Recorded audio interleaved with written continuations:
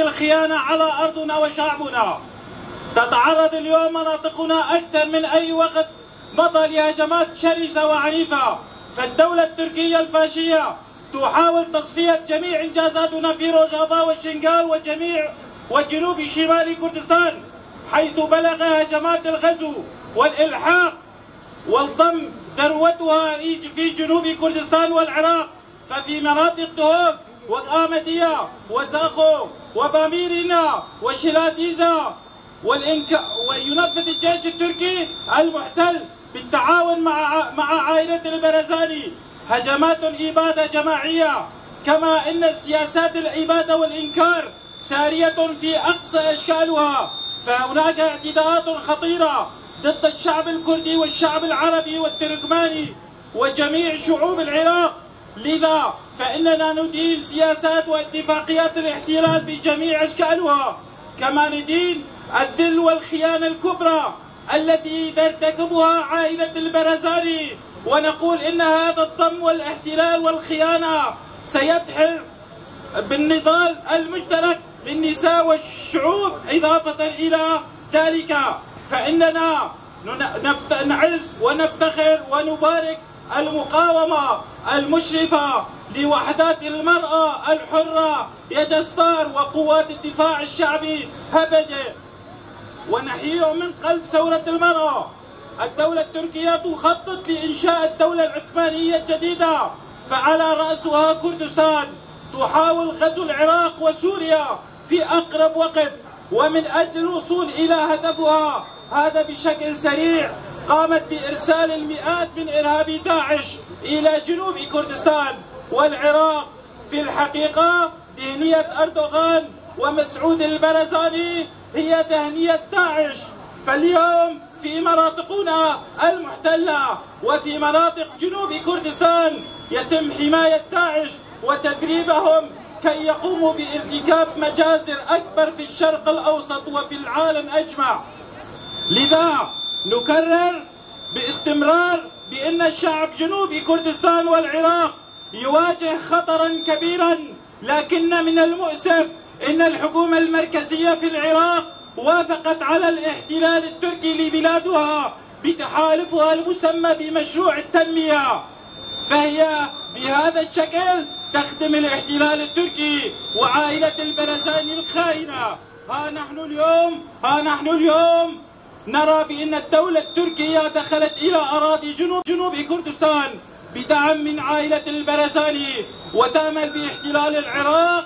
فهل تقبل الشباب وتنهب طبيعة كردستان وتهاجم المناضلين من أجل الحرية؟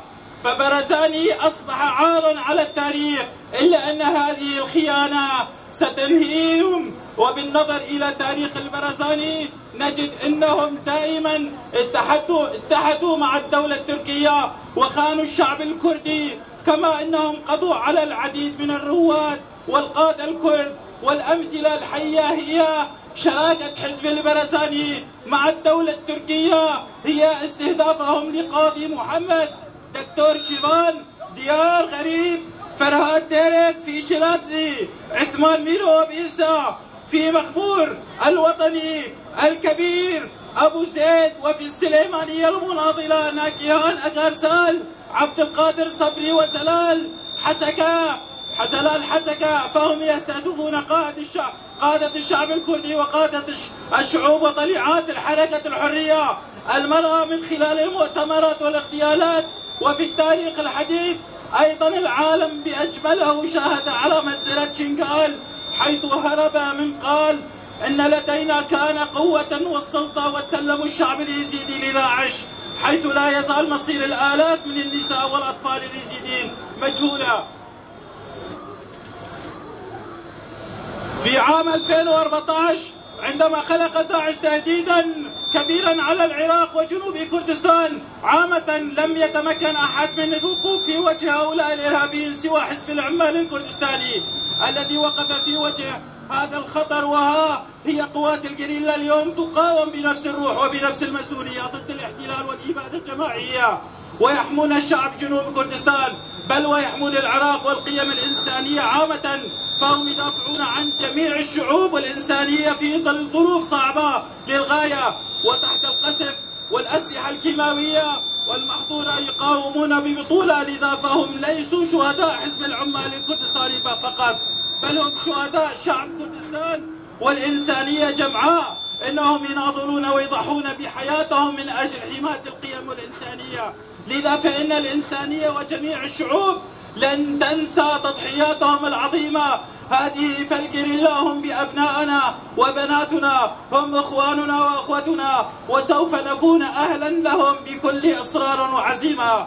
على هذا الأساس على رأس النساء ندعو كافة الشعوب التواقع على الحرية، وكافة الكرد والعرب والتركمان والديمقراطيين والاشتراكيين والوطنيين وأهل الشرف أن يروا هذه الحقيقة وينتبهوا مقاومة الجريلا بهذا الشكل.